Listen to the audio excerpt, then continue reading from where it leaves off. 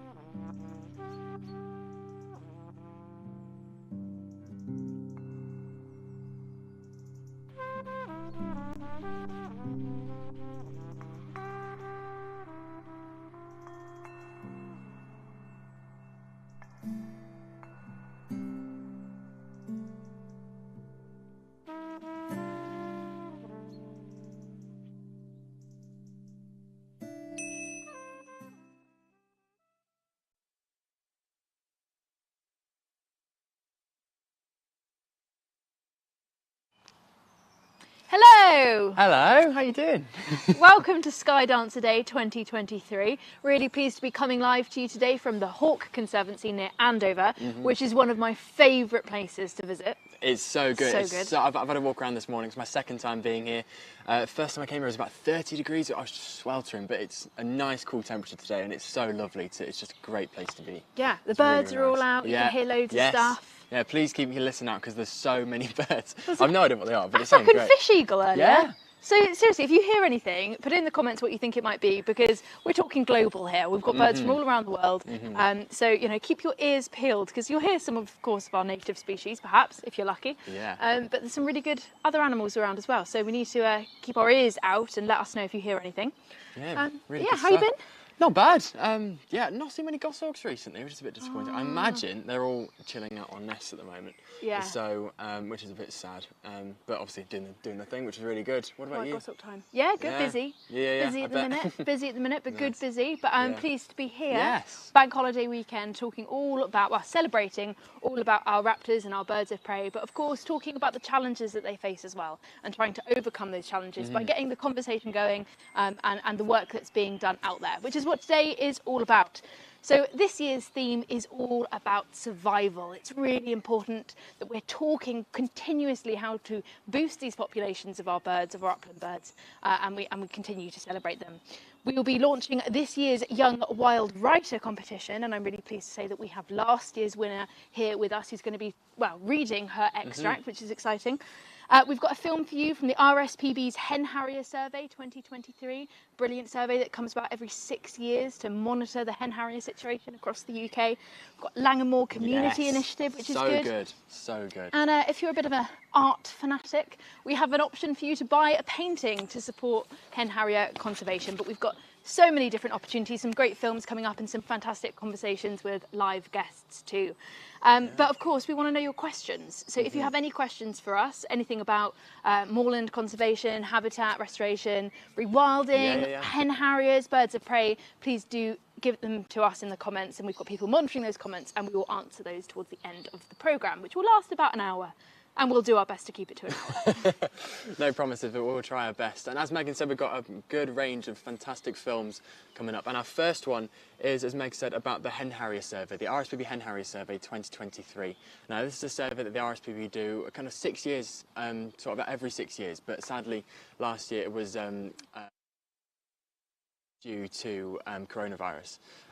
So after securing a lot more funding, they were ready to do it again. So it started in April, month just gone, and we had a fantastic chat with Simon Watton, who leads this survey, and the people who are also helping out in the survey up in Scotland and Wales and England as well. So basically the survey is all to establish hen harrier populations and their welfare, basically how they're doing across the country. So take a look at this. 2016 survey showed that there was a decline since the previous survey in 2010 although this wasn't a significant decline. There were declines in Scotland, England, Wales and Northern Ireland, and also on the Isle of Man. Looking back into 2004, when the previous survey as well, there was a significant decline in the overall population between 2004 and 2016. Those were our main take-home figures. The survey this year is the 6th national survey. The first took place over 2 years in 1988 to 89. Since 1994, we've tried to run a survey every 6 years because of the importance of the hen harrier as a priority breeding bird in the UK. So ideally, the survey should have taken place in 2022, but we had to delay it to secure funding and to make sure there was a strong partnership with RSPB and other organisations, particularly the national conservation agencies. The survey follows a standard method which we've used since the first national survey, which basically 2 visits, a minimum of 2 visits anyway, between the beginning of April, or the end of March, ideally, and the end of July, with certainly 1 visit in the April to May period and a second visit in the June to July period. The surveys are based on surveying suitable habitat within 10 kilometre squares. A lot of that is by sort of vantage point watches over potentially suitable habitat and searching by foot. So it's a sort of standard method, but there's different approaches within each of the countries. That's partly because in Scotland, the range is potentially, well, the range is much greater than the other countries. So it's more of a sampling approach, as we can't cover the full range in Scotland.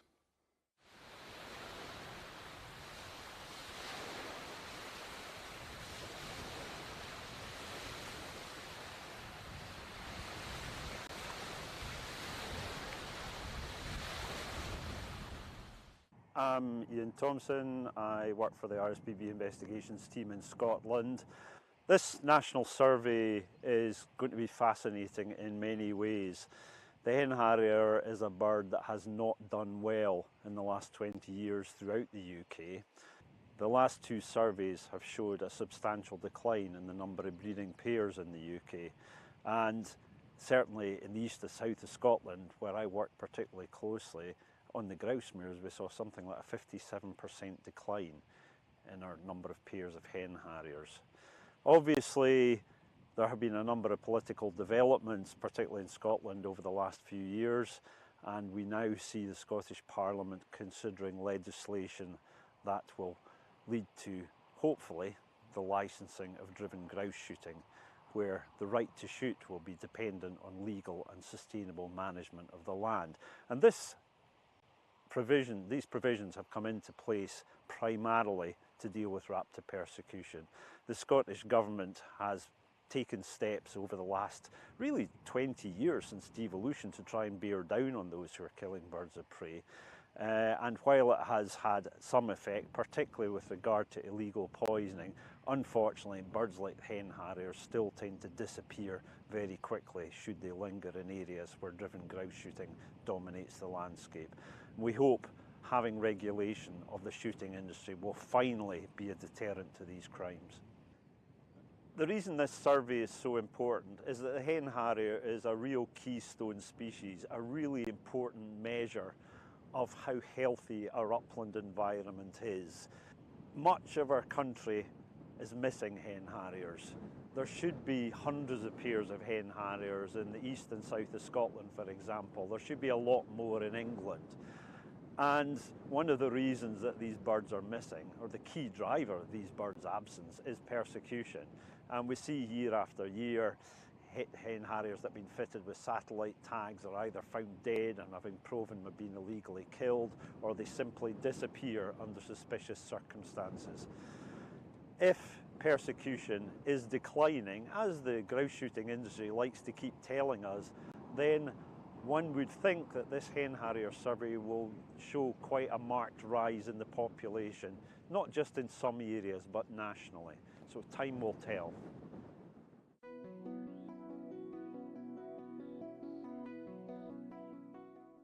My time working with hen harriers goes back to 1974, and it was then that I first found myself up in North Wales and discovered that hen harriers were here, and in fact had been for some time since they recovered from first arrival back in 1958. The amount of ground that I cover is quite extensive. It involves two of our major uplands in North Wales, coming from the Berwyn, where we are here, over to Mignaint, and I don't cover all of both, but quite a substantial portion of Berwyn and about a third of the Mignaint. Very fortunately, here in Wales, certainly on my watch, hen harriers are doing perfectly well. They are stable. We don't have the scourge of human persecution that seems to affect some parts of the UK, thank goodness. Although it's very often the case that the reporting of hen harriers coincides with bad news, I've for a long time been saying we have a good news story here. I felt it's absolutely appropriate to engage with and involve the people who own the land upon which harriers are actually nesting. The response I've had to that approach has been utterly positive. Landowners have been thrilled to see all of the birds, not just hen harriers, but meadow pipits, whinchats, everything that's up here. But show them a hen harrier, and far from being negative, they're totally positive. They recognise that they're the custodians of these species, and if they don't look after them, it will be part of the heritage of this area which will be lost. A lot of the work I do, and the same goes with the other guys, is spent pretty well on your own, out on the mountain, basically spending many, many hours sitting on vantage points with telescope and waiting and watching and waiting and watching and hoping that, you know, something materializes. And whilst you've got the appropriate habitat which has got the food that they require, and 95% plus is meadow pipit, that's what they are feeding on, maybe voles as well, when it's a good vole year. But as long as you've got those ingredients, then it seems that hen harriers are actually doing okay. We must bear in mind that the hen harrier in Britain is not on the southern edge of its breeding range in Europe. Many of the upland birds that we are saying goodbye to on these hills are actually on the southern edge of their range, and it could well be, we don't know for sure, but it could well be that climate is actually already manifesting in the distribution of these birds in Britain, particularly these upland birds, because they've got nowhere else to go. They've got to go north or higher in altitude, and they've probably reached the top of the hill by now. What about that? So good. Oh, everybody who is involved with that is so just lovely, and the work that we were just saying, they've got probably the best job in the world, just sitting out and watching hen harriers all day. Well, what do you want? Keith in particular, though, Yeah. because Keith obviously lives in an area where the population is doing rather well. They're not under the same sort of threat that they are, for example, in the Scottish Highlands or in the northern parts of England. So actually, if you want to survey hen harriers anywhere, you want to go to North Wales. Yes, you do. Yeah, I was really lucky, actually. Keith took me out with him once on a survey under licence. And I remember, I think I spoke about this last year, but I will keep telling people because it was still one of the most amazing experiences ever. And we went to go and see a nest, and all of a sudden we came across this large nest on the ground, and it almost took me by surprise because I didn't expect it to be there. Yeah. With these 3 chicks looking up, and it was one of the most amazing experiences. And Keith is wonderful, and I had a really great time with him and learned a lot from him. And I know Ian as well, and Ian does some fantastic work up in Scotland. It's a really, really great team, and I'm really interested to see the results of this coming survey. Yeah, so honestly, I just love it when you see just things like that and people actually enjoying. Like I'd love to do that. Like, Yeah. I would love to do it. The Even just you spend a day. would be Well, goshawks. goshawks, yeah. I mean, they're a lot harder to spot, but yeah, no, honestly, stuff like that is just absolutely brilliant. But yeah, again, on the subject of hen harriers, we have this fantastic painting auction, which we'll tell you about now. So this gorgeous painting, which has been painted in acrylics, measuring 59 to 49 centimetres, has been really generously donated by Ian Brown and his grandson Eddie.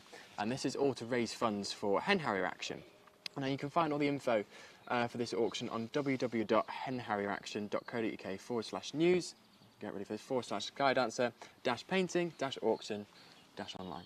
So yeah, please. Don't worry, it is It'll be on the on the website. description On- for yeah. this video and on the website, so you will find It'll it be a there. lot easier to find than what I just described. But yeah, so basically this all to raise funds for Hen Harrier Action, and you can send in your bid to the email address, which is info@henharrierday.uk by midnight on the 31st of May. And then the winner will be announced on the 1st of June, and the website will be updated very regularly to inform everybody who the current highest bidder is, and you can keep competing basically. I quite like the painting though. I know, it's really good. It's good. I like I because want it. it's hard especially with acrylic. I mean, I'm not the best of painters really, anyway. But when you see the light almost coming through the feathers in this piece, it's really beautiful, and it will make a really good home somewhere, and it will go to a really good cause. The money that's raised through it. So please do bid, and you could be in with a chance of getting this fantastic, colourful hen harrier. It is. I'm just looking. It's genuinely really beautiful. I love collecting feathers. In the back of my phone case, all I have is feathers, and I'm all birds that have just been found or just feathers I find around, and I just love. Just beautiful, really, really brilliant. And yes, obviously, if you win, it will be transported safely out to wherever you live. So please get bidding because it'd be an absolute honour to have this in anybody's home. Absolutely brilliant stuff. So up next, we have a live guest who I bet, Indy, could rival you on your feather collection. Oh, I bet you Your could. feather collection's pretty good, but I bet Dr. Campbell Mearns is even better. So Campbell's coming in. He is the head of science and conservation and research here at the Trust, and he's got a pretty amazing job. So, Campbell, how are you doing? How's your mic? I'm He's on okay, his thanks. way. I think my mic's working. Is it working? Is it okay? I'm If you sure. can't hear me, I'm sorry. We can't hear you. It's Great. all good. We'll Yep, rectify it's it. all there. I'm not very good with technology, I'm afraid. Yeah, It's good. okay. Thank to you see so you. much. Thank you so much for coming and chatting to No, us no, it's a today. pleasure. It's great to see you here, and it's really the weather's nice, and so everything's looking really good. Yeah, touch wood. No, it looks fine. The blue sky's coming out, so it's going to be just fine. Okay, I'll take your word for it. I'll Yep. take your word for it. Yep, you can trust me. Oh, I do, very much so. So tell me a little bit about the Trust itself and your work here within it. Right, well, the Trust itself has been in existence since about 2002, but the Hawke Conservancy itself was here back in the 90s. It actually started as a farm and then changed to a zoo in the 1960s. So as a place for conservation animals and people coming and learning about them and nature and so on has been around for over 50 years now. So and now it's morphed into quite a large organisation, given its original foundings, into a conservation organisation. We're a conservation charity now. That's our primary focus, along with education, research and rehabilitation of birds of prey. And that's what I love about this place. I mean, where we're sat at the moment is the woodland That's right, area, yeah. where the display with the owls come in and the owls come out of the church that's behind. It's an amazing place, and it's an incredible experience to come and see the birds fly. So you get that interaction with education, but then you also get to learn more about the science of birds of prey on the ground as well, which the Trust has been heavily involved in the UK. Absolutely. I mean, fundamentally, the visitor centre here is the hook that we use to bring people in to enjoy seeing the birds and then learn a little bit about the conservation of the work that we do while they're here. So they go hand in hand, so people come to the visitor centre for a great day out and learn at the same time, so it's really quite an effective combination. That is fantastic. So along with that research, obviously you've got the Bird of Prey Hospital here, which obviously tell us a bit about that. What sort of issues do you see? Are there some recurring issues that you see in birds of prey that are brought in? Yeah, I think, given the theme of today's Hen Harrier Day is survival, right? So the National Bird of Prey Hospital represents a lot of the threats that birds of prey are facing in the landscape, and there's some that are more prominent than others. So one of the most common causes of admission is collisions with motor vehicles. So for species like tawny owls that often hunt alongside roads, they often still hunt. They sit in a tree by the side of the road, and rodents or whatever their prey is running across the road, they swoop down to catch whatever it is, and then they get hit by a car as it's passing through. So that's one of the more common causes of admission. But then there's a broader suite of threats in the landscape, and I put them under this general category of environmental toxins. And so, one of the most significant ones is rodenticides. And there is a need for the use of rodenticides in the landscapes that we have, and there's a campaign for the responsible use of rodenticides. But sometimes birds of prey are secondary victims of rodenticide use to control rodent populations. So that's one. And another one in the landscape, which has been around for a long time, is lead in the landscape. And there is a move towards phasing out lead ammunition, which we support. And so birds, again, secondarily become intoxicated with those sorts of compounds, or not, lead's not a compound, but those sorts of minerals, elements. And then the other one is general collisions, I suppose, running into fences or running into windows. Sometimes sparrowhawks that are busy chasing their prey, they hit. Well, I brought a goshawk in here that hit into our window during lockdown. Which is the big brother of the sparrowhawk, or Yeah. the big sibling of the sparrowhawk, I should say. Yeah. So yeah, those sorts of collision injuries are quite common as well, and tawny owls suffer those as well. So. And I suppose hen harriers, you don't get to see those very often because obviously their distribution is much further north than where we are in the south of England. You do get the odd ones here, but we haven't, to the best of my memory here, we haven't had one admitted to the hospital. We've had other really cool species like ospreys and birds that are much lower in number than our run-of-the-mill sparrowhawks and tawny owls and buzzards and so on. So we've had ospreys come in, we've had increasing numbers of red kites. So a really interesting range of birds of prey, but as far as I know, not yet any hen harriers. Not yet. Not yet? Well, let's hope not. Yet. No, let's hope not. We don't want them, obviously, Exactly. to be turning up there. But I mean, whenever I drive up north, I mean, where I am based in Southampton, there's not, but the red kites, you sometimes see them over, but not very often. But the moment I get up to this part of the country, the red kites are doing brilliantly, and I know that this is a really good area for that. So is there anything of relationship between the Hawk Conservancy and the red kite's our logo, and it's been a species that's had this integral link with the Trust since its very earliest days. So one of the founders of the Hawk Conservancy, Reg Smith, was extraordinarily keen on red kites, and it was one of his life's ambitions was to see red kites back in the Cholderton Valley. Sadly, Reg didn't live to see that happen, but we were part of, we ran a small reintroduction project here out of the Trust at the same time as there was the national reintroduction project going on for the species, and we like to consider ourselves as another little stepping stone in the spread of red kites after that or during that reintroduction. So that was quite successful, and as you've been saying, you see red kites in more and more places now. I'm at the University of Reading as well, and red kites over Reading they're almost like gulls now, so there's loads of red kites over Reading. But people feed them there, you see, so they tend to congregate. And so I think potentially, if we think about survival, if we think about a species like a red kite needing to survive, we need to learn to live with these species that are increasing in number. And I think red kites, they're quite precocious, they're quite keen to come close to people, and I think we need to manage that relationship more carefully. Buzzards are quite aloof, they're floating around very high, they don't come into towns.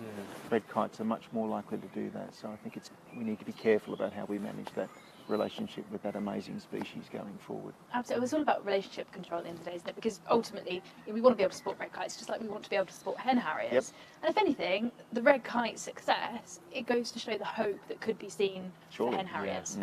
Yeah, totally. And I think, when people talk about reintroductions of species, I think the key thing is to look at what the outcome of that is going to be. And there were the naysayers about reintroducing red kites, as there are about reintroductions of any other species. And I think it shows that where a species gains a foothold like red kites have, and they've increased in number, as you say, we need to understand the relationship between us and that species and its role in the ecosystem overall and how that can be managed. Because we live in a managed landscape.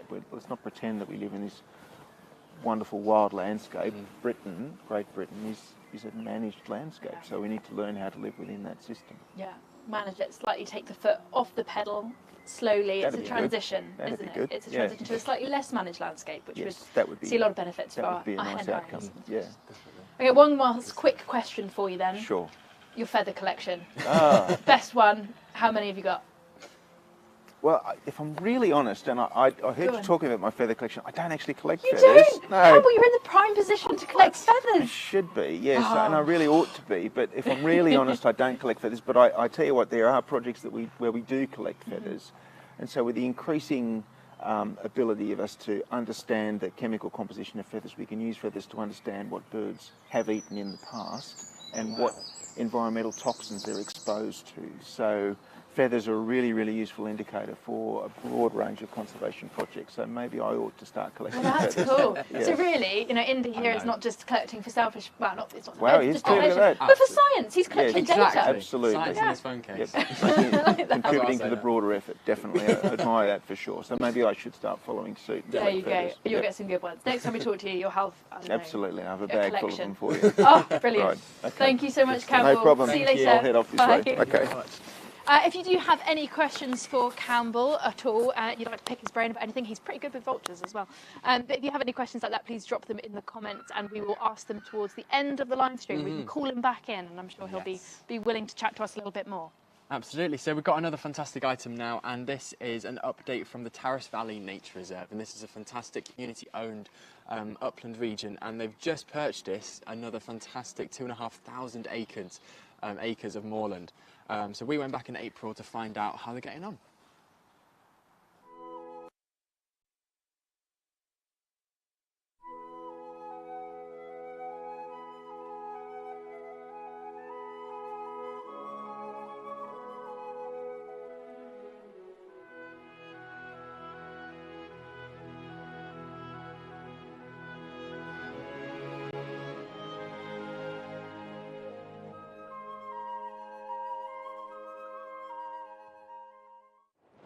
Hello, I'm Jenny Barlow. I'm the State Manager for the Tarras Valley Nature Reserve.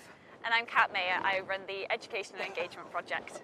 And we're here to give you a little bit of an update following our second stage community buyout. Thanks to thousands of people from all over the world, all over Scotland, the UK, we have raised £2.2 million to bring all of this land into community ownership. So everything you can see behind us is now in community hands. It has now extended the Tarras Valley Nature Reserve from 5,200 acres to 10,500 acres. So this is a project for people, for wildlife and for climate.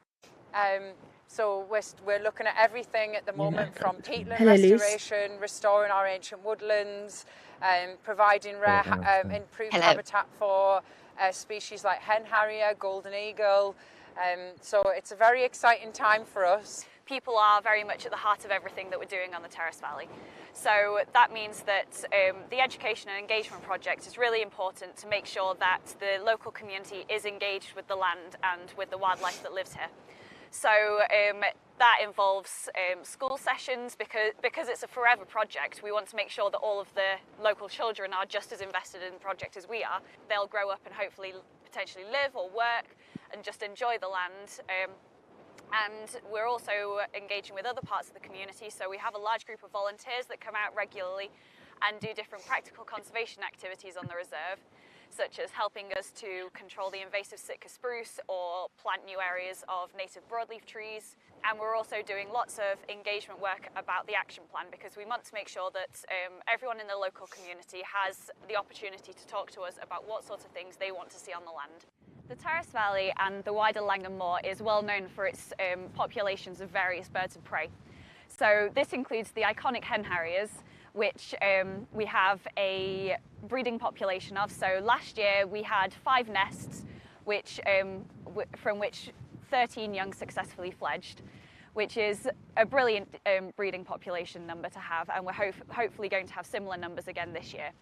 So this is down to the high numbers of skylarks and meadow pipits, which provide food for these birds, as well as the dedicated teams of volunteers and the local raptor group who make sure to monitor the nests and make sure that they're safe and from people and anyone interfering with the nests. We also have lots of other birds of prey on the reserve. We have regular visits from the golden eagles, which have been recently reintroduced by the South of Scotland Golden Eagle Project. They tend to stay further up on the north end of the reserve, but they will visit and they will come down to deer carcasses which have been left out with trail cameras. So we get to keep track of what birds are coming into the area, as well as other species such as merlin and goshawks and short-eared owls, and just a whole array of lots and lots of different brilliant birds. now we've got the land, and now all of this is in community hands. The big thing next is to work out what our collective priorities are and add detail to the plans. Our big ambitions are landscape scale nature restoration, ecotourism, and we support community regeneration and all the efforts that are happening in Langham already. So wherever we can restore nature, we're helping to support the climate and biodiversity crisis, potentially carbon credits, nature-based enterprises, ecotourism, paid volunteer experiences, so things like that, to look at how we can make this land and you know, ensure that this is a sustainable community asset for many generations to come. There we go. I love that. I remember when the Langham Moor buyout was the first thing. It was during lockdown, wasn't it, when the community were trying to come together to raise funds for that first site, and now they're literally just flying. They're absolutely just. It's just, there's no way, it's just exactly what we need to see. And yeah, the progress they're making, and obviously with the hen harriers breeding there as well, it's just exactly what we need to see. It's so inspiring and positive. So yeah, great work, such good stuff. It's good, isn't it? I mean, we can all make a difference as an individual, but the more we can scale that up, the more impact that can have. So community conservation for me is actually one of the most effective, impactful ways that we can all make a difference to our landscape, whether that's knocking on your next door neighbour and asking them to, you know, put up extra bird feeders, put a hedgehog hut, whatever, small scale, or whether you come together to create a wilder street for, you know, your local biodiversity, or even raise money to buy a grouse moor and rewild it. Why not? What's stopping us from doing that? We can all make a difference, and we just have to start by having those conversations, and you know, Langham Moor are just, you know, Terrace Valley Nature Reserve are the prime example of when it can work really, really well through a group of really dedicated people. So I really am in awe of every single one of those who've campaigned and fundraised to take that land and to conform it. And you know, it's going to be a long process. Obviously, the rewilding takes time, but you know, we're starting to see these changes already, as evident in the hen harrier numbers. So it's total top work to them. Like, hats off. Great team. It's like Megan just said, it's just exactly what we need to see, and the fact that it's happening so effectively, just more of that, please. That's what we need. Super duper. So we have our first live guest of the session, apart from Campbell, obviously.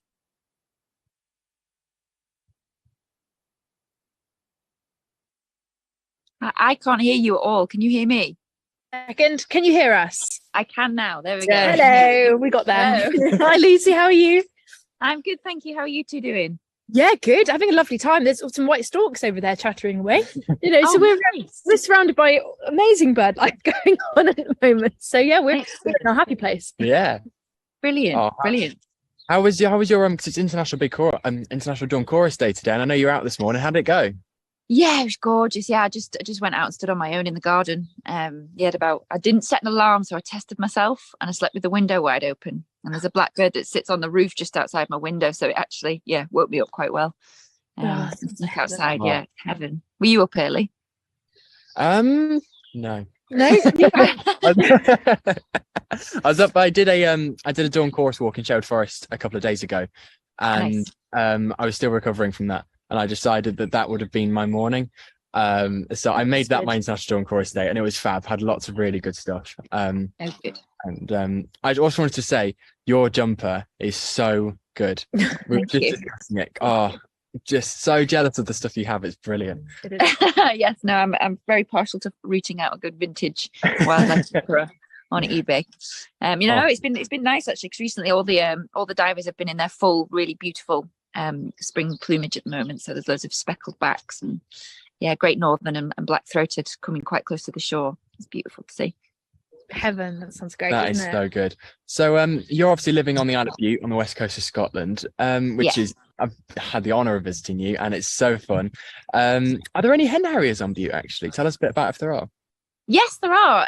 Now there's not an awful lot known about the hen harrier population here, but that they definitely have bred here in the past, and it's suspected that they are doing currently. You can see quite a lot of hen harrier activity if you spend some time up on the hills here. There's no mountains, quite a flat island as far as the islands go, but I think our highest peak's about 270 something meters, if you can call that a peak. But yeah, I mean, it's typical kind of that Scottish upland landscape. There is no driven grouse shooting here either, so the landscape's not particularly heavily managed. You get that kind of upland, grassy, boggy, kind of heathlandy vibe. Yeah, quite often you'll see hen harrier activity. I know there's been a couple of tracked individuals that the local bird group here, the Bute Natural History Society, have kept an eye on in the past. In particular, there's been a female individual who seems to be quite far roaming around here, and she's flown across to the next island down, which is the Isle of Arran. And she goes onto the mainland and then dips across to Bute for just a day trip. So yeah, there's plenty of activity. Oh, nice. A sort of hen harrier tour. Yes, exactly. Around the island. Oh, that sounds fun. What other birds of prey do you get there? Well, we get kind of all of the standard ones. There were golden eagles breeding here, I think, as late as 2005 or 4. But quite often on a a weekly, bi-weekly basis, you'll get a white-tailed eagle flying over and a golden eagle. So it might be nice for them to re-establish at some point. And then we get all of the usual kind of kestrels and sparrowhawks, and we've got quite a lot of osprey success and drama going on at the moment. So there's a couple of locks on the island. So we've had there was an established first pair and then a second pair for the last few years, and this year it's become apparent that there's a third nest and then potentially even a fourth one. So yeah, it's getting quite exciting. All of the nests are very kind of strictly protected, and there's no observation with cameras or anything on them. So it's all guesswork to do with the local bird watchers who look out for a couple of the ones that have got leg rings. And we're also keeping an eye on which direction they're all flying in with various branches and fish. So yeah, it's fun. Liz, as someone who is, so invested in the natural world, and your knowledge is amazing and your way of communicating science is just fantastic. You're so in it all the time. I mean, you live for it, and it's so clear to see that. Obviously, when it comes to stuff like raptor persecution, when it comes to burning our moorland, when it comes to those kind of heavily managed areas where a lot of wildlife crime goes on, I mean, how does that make you feel, and how do you deal with it as someone who loves the wildlife that's being persecuted? It's a really tricky one, isn't it? And I've come on a bit of a personal journey with it, because when we see these hideous crimes, when we see something like, a hen harrier that's lost its head, or, a poor bird that's been like poisoned or shot or buried, or all sorts of, very suspicious things going on, and outright illegal and shocking and heartbreaking things, it immediately riles up emotion in you, and you react to the kind of, it's very unrelatable to think that somebody could do that as an individual to an animal. And it's also very unrelatable to see the relationship with nature that we have, where we very intensively manage these landscapes in such a way that it really kind of muffles and depletes the nature. And it's quite easy to get angry at that, and I do still get angry. But I just think I always try and put myself in other people's shoes, and I try and think, why is it that we've got to this point? Why does the industry function in this way? What is the culture and the mindset? Because people who do these things believe something very deeply inside, and I disagree strongly with that, but they have these beliefs, and we've got to think, where's that coming from? Why are they thinking like that? What is the rage or the disgust or the repulsion at a bird of prey that you feel to be able to lay out poison to kill it? Where does that come from? It's a very interesting thing.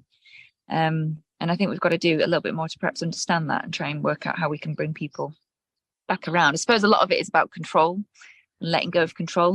This whole fighting nature and fighting the landscape, when we see stuff like upland burning on peatlands, is burning of the heather is really problematic. And yeah, I don't know, it's a difficult one, isn't it? It's heartbreaking, but I'm trying to do a little bit more understanding and soul searching around it.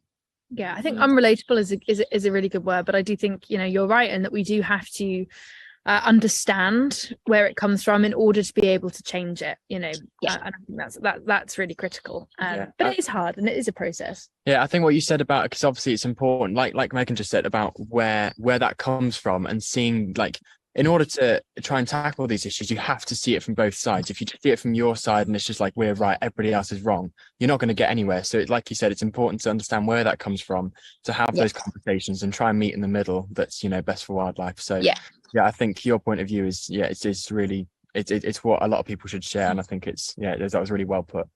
Yeah, definitely. I guess also the case that we're all in this together. Sometimes when things does get overwhelming, as anyone who I'm sure is watching this stream knows, because you're watching the stream because you have a passion for wildlife, it can be overwhelming, but we all get overwhelmed by it, and there's comfort in knowing that we're all in it together, and we're going to tackle it head on. Definitely, I agree. So what's next on Butte? Are you off? So you were out kayaking yesterday. Are you? What's your next adventure? Well, it's all kind of, it's finally got some warm weather, sunshine, so I'm outside. We've had like a couple of weeks of just solid rain and cloud. So I don't know, I'm delving into the world of rock pooling and kind of marine wildlife at the moment, because for me it's completely alien. I didn't grow up near a rocky coast, so going and sticking my hand in a rock pool and seeing what I can find, there's all of these different life forms that I don't recognize. So I'm trying to do a bit of learning about that, and obviously everything's coming alive at the moment in spring, so the rock pools are full of like thousands of baby brittle stars and shrimps and starfish and all sorts of other wonderful creatures. So yeah, doing a bit of that. Rock pools are my favorite. I need to come up and go rock pooling with you, because that's my favorite thing. Yeah. Sounds great. Although I'm not sure about your like really cold swims that you do, but we'll see. I'm sure you can coach me. You can coach me. It's great. It's addictive. I've been in this morning. It's good. It shakes you up. Great. Well, thank you so much, Lucy. We'll leave you to go off on another adventure, and we hope to see you soon. Enjoy the rest of the day. Happy Thanks, Sky Lucy. Bye. Bye. Oh, I love her. We had I saw her at the big one, the climate march the other day. Yes, we had a very, very in-depth conversation about rock pools and why you can find, and basically why she's finding so much, because I kept getting so jealous, because I go to the Isle of Mull a lot, and we were trying to find anything in rock pools and we're just drawing blanks all the time. And then when you see Lucy's stuff, honestly, I highly recommend following her on Instagram, Twitter, all the social medias, and just all the nerdy goodness a nerd could want in one honestly, place. Yeah, absolutely. It's great. It's really good. It's really good fun. So up next, we are going to be talking a little bit about the recent cases for our birds of prey with the RSPB investigations team. Jenny Shelton is a fantastic person who works for the RSPB, and she dedicates her time to go investigate calls that come in from the public about suspicious instances with our birds of prey. It's a really important film, and she speaks really eloquently. So take it away, Jenny.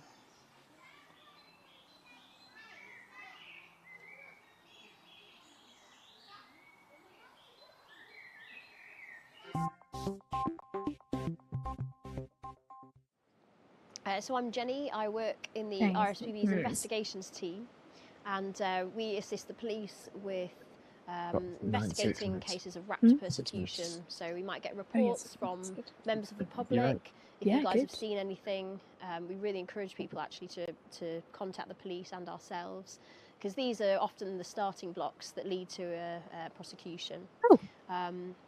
So one we're currently dealing with involves a red kite, which was found by a member of the public, seemingly dead on the ground, on a grouse moor, just sort of on a path near Edmund Briars, which is in County Durham.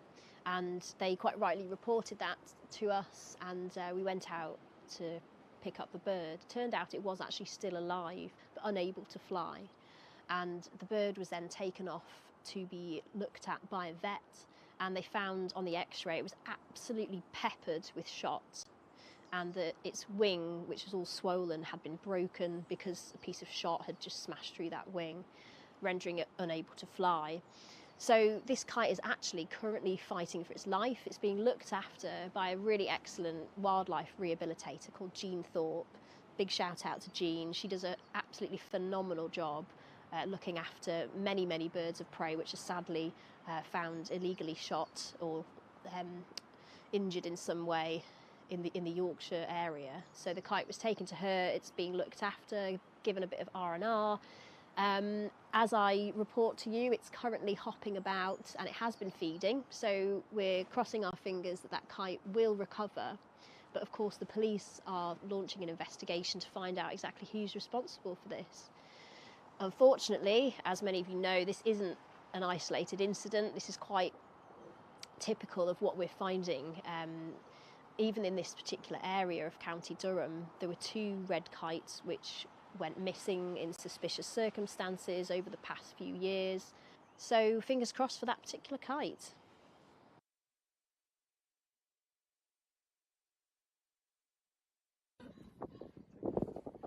Good luck!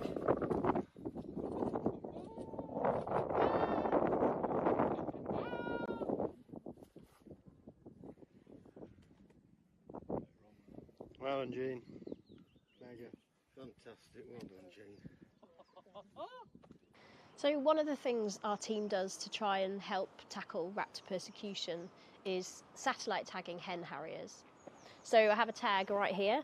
As you can see, they're absolutely tiny and they're really light, and these are fitted to the backs of birds when they're still in the nest as chicks. It has to be exactly the right moment, really, sort of end of June, early July, when they're big enough to carry the tag, but not too big that they're going to fly off. So what these tags do is transmit data every day, so our scientists receive that data and we can see where the bird is. Once it's fledged the nest, we get a really accurate picture of where it's going, what it's up to, and crucially it also tells us if something goes amiss and also if the bird dies. And this actually happened recently with a bird called Anu, and this bird was sending us regular data. We were really happy with that. And then suddenly, one night, it was roosting on a grouse moor, and hen harriers, just like us, they go to bed at night, they don't move generally. But this tag was sending out lots of strange data showing there was a lot of activity during that night while it was supposed to be roosting. So what we did was the next day, the tag data came through, and sadly, it showed that the bird was likely dead. So that triggered us to go out and look for it. And what we found was really, really strange. We actually found the tag almost 10 kilometres away off the grouse moor, but there was no sign of the bird. And what we saw was that the straps which would have attached the tag to the bird had been cut. So the bird wears it kind of like a harness, and these straps have been cut. And this was confirmed by the police to have been cut deliberately by a human rather than, pulled off or ripped off by a predator. So as you can see, that's incredibly suspicious, and what we believe has happened there is that the bird has been killed and then the tag removed and dumped away from the scene. So our job can be a bit dominated by doom and gloom, but there is some hope on the horizon, which is in the form of licensing, which is coming through in Scotland later this year. And that's really, really vital, and I think hopefully should be quite a turning point. It's something we've been campaigning for a long time, and what it would mean is that estates would have to have a licence to operate, and if criminal activity or unsustainable activity was identified on that estate, it would lose its licence to operate. So this would act as a huge deterrent, potentially more so than the current laws, and hopefully act as a bit of a lifeline for birds of prey and offer them a little bit more protection. So that's fantastic news, and great that the government in Scotland is pushing this through. So we're hopeful that that may in fact be rolled out eventually throughout the rest of the UK.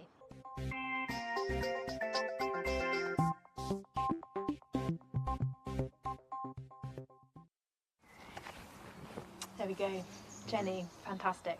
Jenny's just absolutely brilliant, and she's a good friend of ours, and she's just, the work that they all do in the investigations team is just really, really top stuff. And the really good news story, the red kite. The red kite that Jenny talks about in that film has since been released. Doing rather well, I think. I know, yeah, it's really good stuff. But unfortunately, Anu, the hen harrier, is missing and of course presumed dead, predictably, which is really sad, but really good news about that kite, so thank you for that update, Jenny. Thanks, Jenny. And we are joined by Emily, and we'll be coming to Emily in a little minute because she's been, very busy. She won the Young Wild Writer competition last year. She'll be reading her extract just in a little minute. But first I just wanted to talk about some new statistics that have come out from the RSPB as of, I think, last couple of days really. So in the last year, 21 hen harriers have gone missing, all quite close to grouse moors. And there was one case in particular which I thought it was particularly pertinent to talk about, and I will talk about it briefly because it isn't the nicest of images. So there is one hen harrier that's been found recently by the Yorkshire Dales. It was called in by a member of the public. Investigators went over to see it, and it was found without a head and missing a leg. Now, they've had a post-mortem done, and what's been found is that it wasn't actually conjunctive with predatory behaviour. So the hen harrier wasn't eaten by anything else, no fox was responsible. Actually, evidence suggests that its head was torn off and its leg was torn off whilst it was perhaps still alive, and then it was left for dead, still with a satellite tag on its back. The satellite tag was from Natural England, and it just kind of goes the kind of arrogance that you would do that to a hen harrier and leave it because you'd know it would be found with the satellite tag, and it was found pretty quickly. And it just goes to show kind of where we're at, I suppose, in protecting our hen harriers and our moorland birds. That's so low. it's a pretty devastating blow, but hopefully the team are working on it to find out who's going to be responsible, and the more awareness that we can build to hen harriers. This hen harrier was named Free. The better really. So we need to celebrate our hen harriers, get people to get to know them and love them, so that actually we can turn the tide on hen harrier persecution and all kinds of raptor persecution, which is really important. And the ways we can do that is obviously celebrating them, getting to know them, and we can do that through bird watching. We can do that, for example, through art, paintings, but we can also do it through written word and poetry, which leads me very nicely on to our next Zoom guest, and of course Emily as well. We're joined with Jill Lewis. Let me unmute my microphone. Hello, Jill. Ooh, lovely to see you. Hi, Indy. Hi, Megan. Hi, Emily. Lovely to see you here. It's great to see you. How have you been?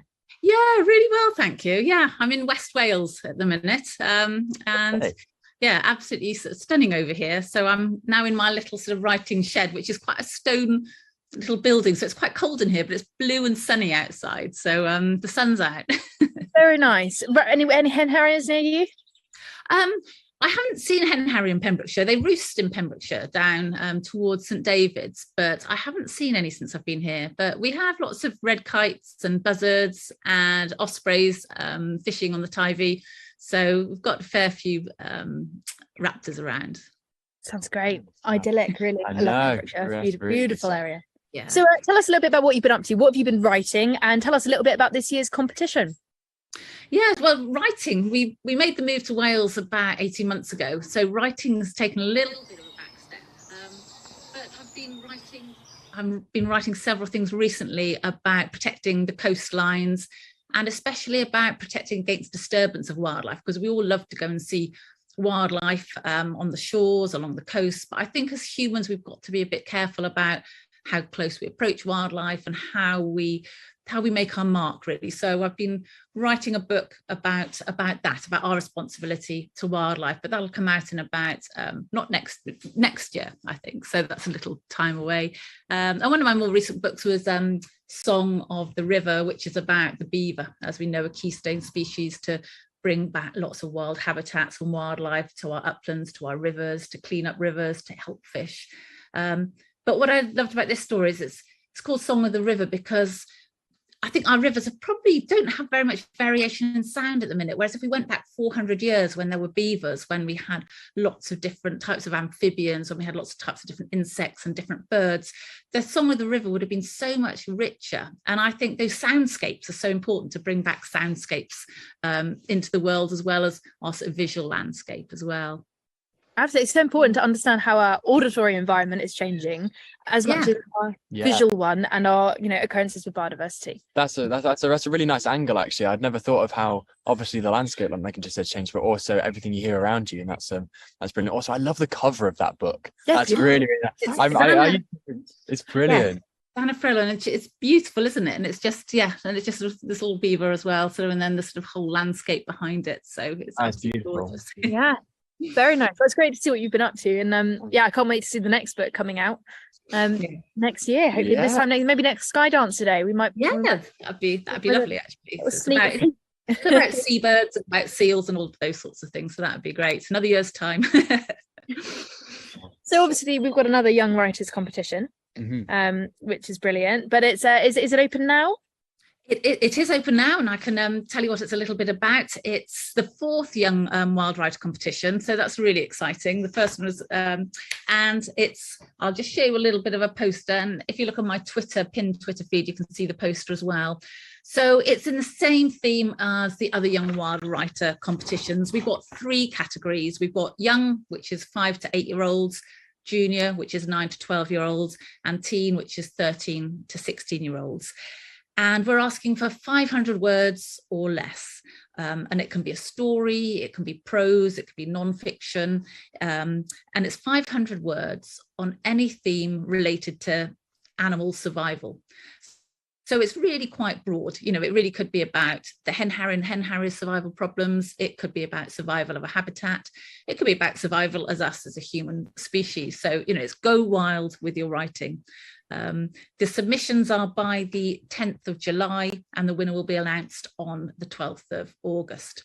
And prizes, we've got some lovely prizes. We've got some RSPB binoculars going for prizes. We've got book vouchers, and I'll be doing an online writer workshop with the School of the Winning Author.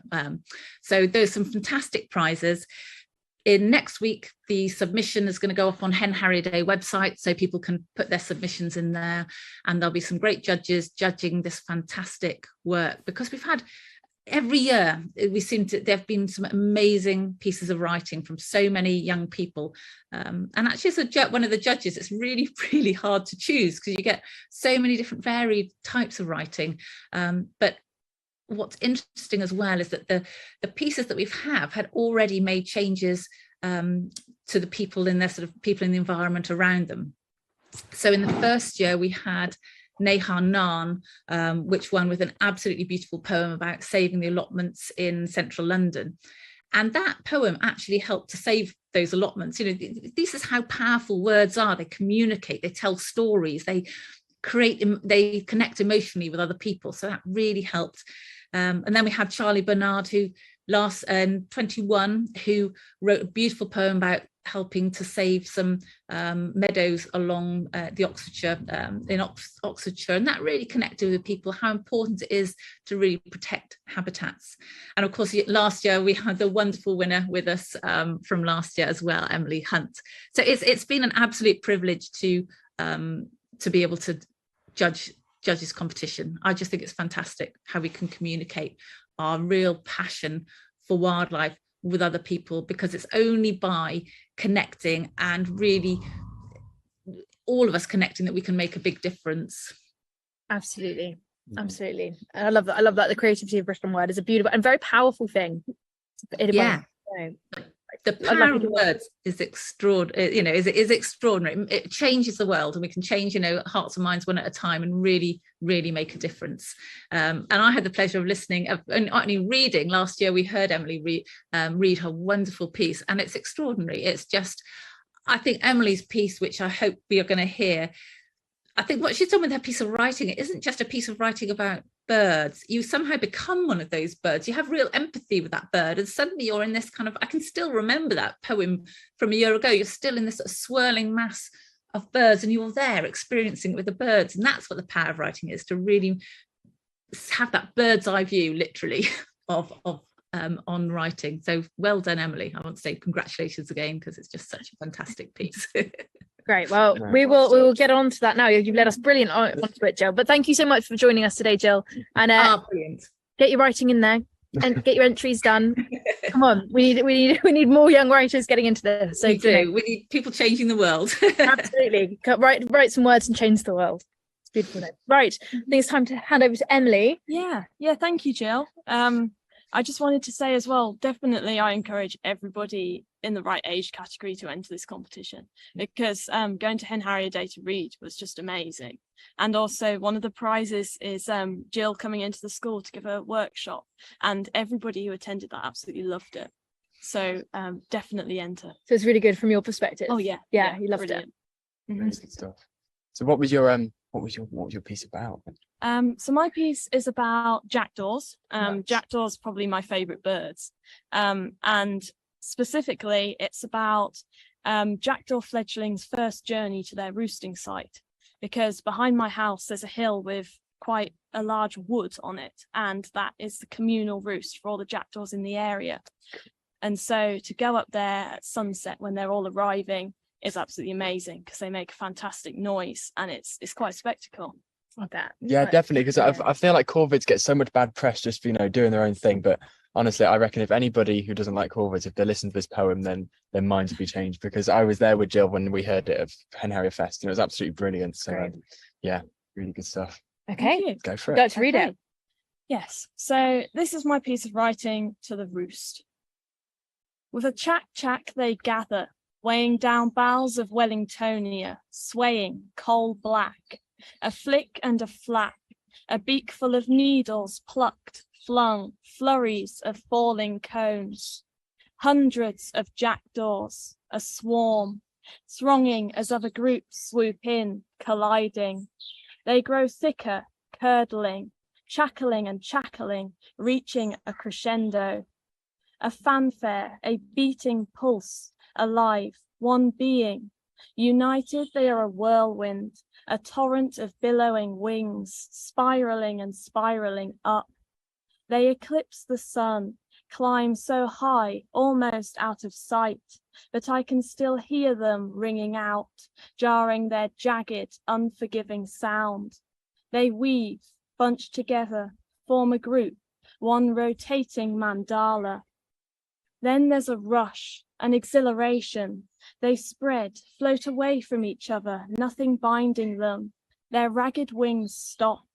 They fall like ashes, let themselves drop as if they've been shot, plummeting, fragments of night, spinning round, a kaleidoscope, falling fast as if they will hit the ground, slice into it, spearheads, down and down. A roar, a roll, a thunderous wash of sound. They angle themselves to the wind, tuck in their wings, glide, shuttling off into the distance. Everything opens up before them. A stitched up scrapbook of landscape, a thread of gold here, a strip of green there. It's ripening, the barley hardening, its bristles shuffling up the hill, undulating, ebbing and flowing. I wonder what it looks like from above. A sea? Just the surface, what lies beneath slivers and scuttles, hidden from them. But not for long, soon the dust will come, the harvest, fields left barren, pillaged, swathes of golden stubble which they will pick through in their masses.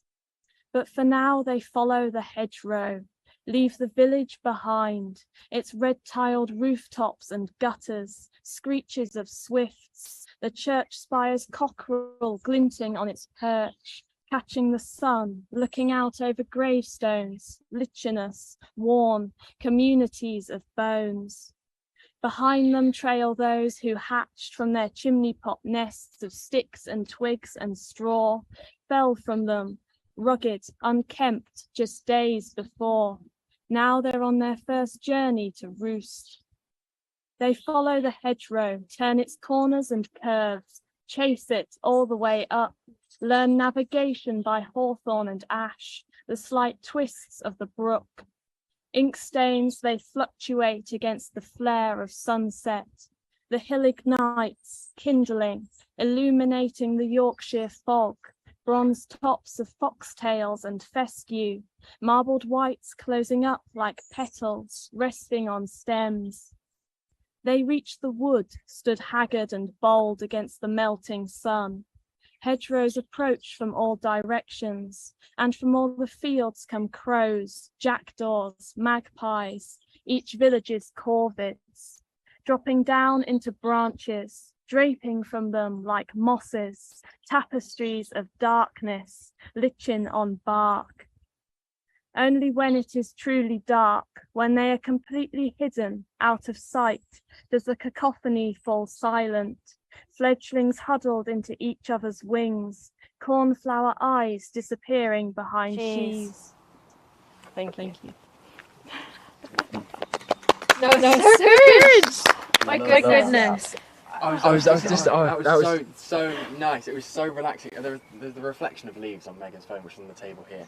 And I was just looking up at it, just imagining all the corvids as you were describing them. And I think Jill said it perfectly in terms of you feel like you're one of them. You feel like that's almost like, it's almost like directions of what you're supposed to do. And you go this way, you go that way. But it's described so just as you see it. And I was trying to remember like there were some lines in there that were just perfect. And then I remember one, I was like, oh, I'll talk about that. But no, another one came along. I forgot what the first one was, but I think it was fragments of the night. It was just I just thought that's such a good kind of way to describe them. Like, you know, yeah, off thank the black you. plumage. That was, brilliant. It's beautiful really, really and good. so beautifully read. You know, you are obviously an incredibly talented poet, incredibly talented writer, and the way you can kind of invite your listeners in and make them really feel like Jill said, you kind of get absorbed by it. It's really beautiful. It's a very Thank special you very talent. much. Thank you. You got to keep going with it, Emily, because it's very powerful stuff. It's really good. Well, thank you for inviting me on to read it. Thank you for coming and keep up the great work and keeping an inspiration to the next lot of young writers. Cool. Thank you so much, Thank Emily. you very much. We'll see you soon. Thank you. Thank you. And make sure you enter this year's Young Wild Writer competition, as Jill spoke Yes, about. please do. So yes, brilliant stuff. God, I wish I could write like that. I know. People like Emily and Lucy Lapland, who we spoke to earlier, they've just got a way of just writing, and it's just straight to the heart. Yeah, it's just so just engaging, and you just in the moment like there. I was just like, oh, I wish I was a jackdaw. Yeah, especially when you can see them going to roost. There's a roost up near me, and every day it's just so noisy and it's this chaos. It's all organised, obviously, from their perspective, but from our eyes, it's quite like all over the place. Yeah. But we see that all the time, don't we? We see, when animals come into roost, we see a whole different host of different behaviours, and we're treated to some serious spectacles, whether it's our hen harriers or our starlings, for example. Anything like that is really great. Definitely, and of course, I'm sure many of you will have heard about. Oh, Robin, hello. Fantastic starling murmurations. Obviously, when they come in their thousands, just tens of thousands sometimes. Sometimes they'll either roost in reed beds or sometimes woodlands. We saw on the recent series Wild Isles. They're in that massive pine plantation, that was good. which was the barn owl taking them. So good. And of course with the hen harriers, when they're roosting off the moorlands, usually kind of around a dozen birds, usually in the tens really, isn't it, with hen harriers? Yeah, not as many, but still equally spectacular. Yeah. But very different strategies though. Yeah, very different strategies. Obviously the hen harriers, they kind of gather and they kind of circle around, and they don't really seem to, obviously they don't murmurate such as starlings, but they're very just surveying the area, just making sure everything's safe, and then just slowly, casually, when they're ready, just drop into a bit of scrub and the heather. Whereas starlings, it's just a beautiful mess. Well, you say mess though, Indy, but it's actually very mathematical, isn't it? Yes, it's a lot of maths behind starling murmurations, and it's way over my head. I'm not very good with numbers. Not a starling. I'm not a starling. I wish I was sometimes. Maybe not when a peregrine's around, but there we go.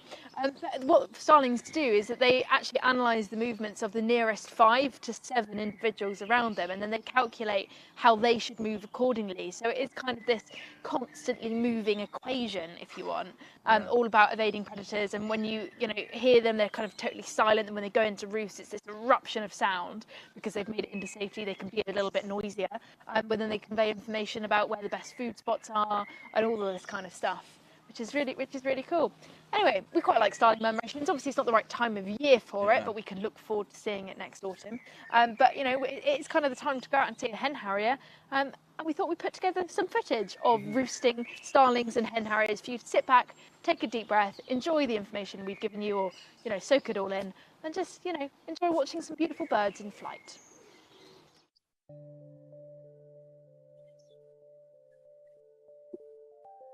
Good idea. I'll mention it when we come back.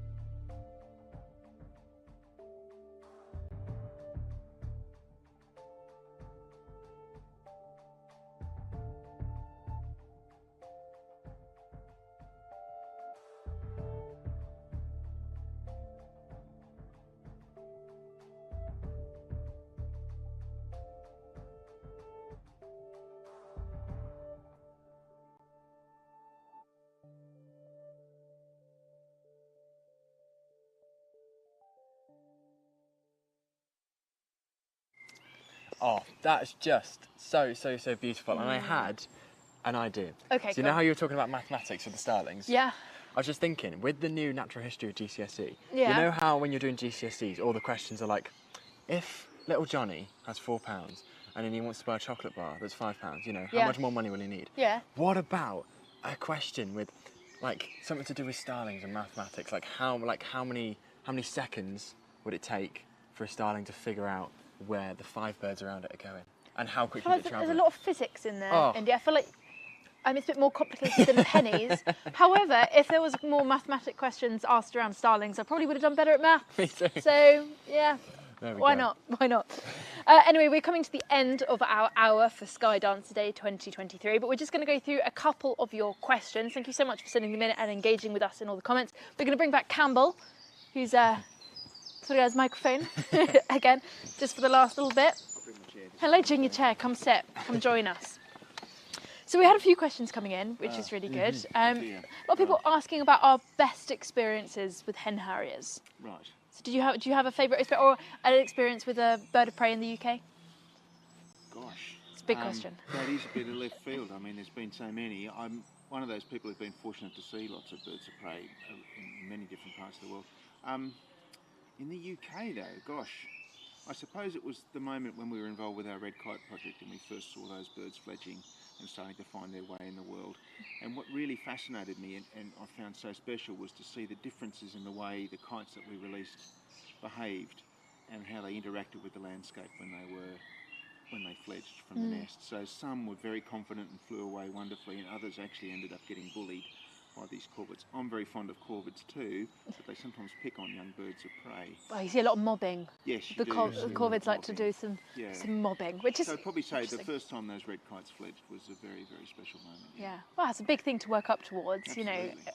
A species which is very similar to the hen harrier in many ways in terms of its history with persecution. Surely. And to see where we are now, for me, the red kite story has a lot of parallels, and it does give me hope for hen harriers. Absolutely. It really does. Absolutely. What about you, Megan? What's your best bird of prey experience? Oh, tricky bird of prey. I mean, do you know what? The hen harrier nest was pretty great when I went and saw those 3 chicks, all the varying eye colours to tell male or female, because the males I think have the slightly bluer eyes, and the females a bit darker. But yeah, it was remarkable, to be honest. And when we went and sat and we watched the male come in with food and do a food pass with the female. Ooh. The female goes upside down, dropping the food, and it was just like the most perfectly timed acrobatics ever. So that was a pretty good day. Yeah. It's a pretty good day. How about you? You gonna say goshawk? No. Oh! Yeah, no, I will. No, actually, I'll go with the bearded vulture. Okay. Bearded vulture, Okay. which we spent hours in the rain trying to find. We did. We spent a long time trying to find Yeah, that. there was a bearded vulture that came to the UK in 2021, I think it was. I believe so, yeah. 2021, around then. And just an incredible experience, hiking over the moors at 2 in the morning and then waiting 5 hours for it to take off and it gliding beneath us and then just going just a couple of metres over our head, and just the sheer size of it was just immense. And the fact there was a kestrel trying to mob it, and the kestrel looked like a toothpick next to this bearded vulture. It was crazy. That's cool. So that's probably mine.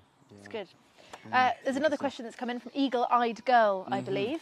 And that is, where are we going? So which month is the best time to see hen harriers performing their courtship displays? Oh, it's already gone, I think, isn't it? Sort of March time, really. Yeah. It's sort of the best time to see the courtship flights. Mid-March, early April-ish, isn't it, before they start? So for this year, yeah. I think the chance is gone, but there's always next year. There's always next year. It's good. Now you can do your research and find out where that's going to happen, so you can be prepared. And you're still going to get to see really good food passes, because obviously the chicks are still, hopefully a few have hatched now. And it's such a spectacular species that whenever they're airborne, it's a special treat. Yeah, whatever they do. Yeah. I've not seen the dancing yet myself, so maybe I need to go out and see that. Maybe with Eagle-Eyed Girl, we'll go together and see that. Cool. So that's kind of the end of our questions, and coming up to the end of our programme. You can sit here if you like to, Campbell. It's up to you. If you'd like to, if you wish to, up to you. Up to you. Thank you for joining us, Campbell. Thank you so much. Nice to see you. So all the material that you have seen over today's Sky Dancer Day will be available online, so you can go back and watch it all again, because why not treat yourself to watching it twice? So make sure you look at all of that and click on the links available to learn more about hen harrier action and the work that's being done to conserve these really fantastic birds. And you can do that on henharrierday.uk/Sky Dancer Day. Absolutely, and there's plenty of other stuff you can get involved with. I've got a very funky list here. So if you'd like to run a Hen Harrier Day, you can look up the same internet link and then /get involved. Please do. Community conservation, yes. Hen Harrier Day. We love that. We love Hen Harrier Days. We'll be there, won't we? We'll be doing one. Yeah, I'm sure absolutely. in a couple months' time, Hen Harrier Day. And then find an event to support as well. Like Megan was just saying, if you do hear about one, please come along. And if anything you can add to the event, then please, obviously, get in touch with relevant people. Enter the competition we were talking about earlier. There's also the auction, so please contribute to that. All the links will be in this video. And if you want to send any new ideas, Hen Harrier Action are also always looking for new board members. So if you're keen to get involved with the organisation itself, then please, if there's any skills you think you could contribute, then please just get in touch, because we'd love to hear from you. So yeah, thank you very much. Thank you, and I have to massive shout out to everyone here at the Hawke Conservancy Trust for hosting this event. It's been brilliant to speak to Campbell, of course, and also just be surrounded by all these amazing birds. If you get the chance to come visit the Hawke Conservancy, please do. It's a fantastic place. I spent a lot of my time here as a childhood, and I've learned so much from it. So I really couldn't recommend coming and visiting this place more. So please come do that. So thank you to the Hawke Conservancy. Thank you to Paul, who's behind the scenes. He set up all the cameras, and he's currently looking at his laptop, and making sure the audio is going right, and it wouldn't have been done without him not pulling his hair out. It's all gone really brilliantly. So thank you so much, Paul, and everyone at Skydance today. And of course, we've got to thank our live guests. We've got to thank Emily and Campbell for coming and chatting with us, and everyone that, Lucy, Jill, we've got Keith, we've got Simon, Ian, Jenny Shelton, everyone that's contributed, the Langham Moor team. Thank you so much. This day wouldn't be possible without you, without raising this awareness. So with that, we come to the end of our broadcast. We hope you have a fantastic bank holiday weekend. Enjoy some sunshine. Get out there and enjoy the Dawn Chorus. Absolutely. Bye, everyone. Bye. Thank you. See you later.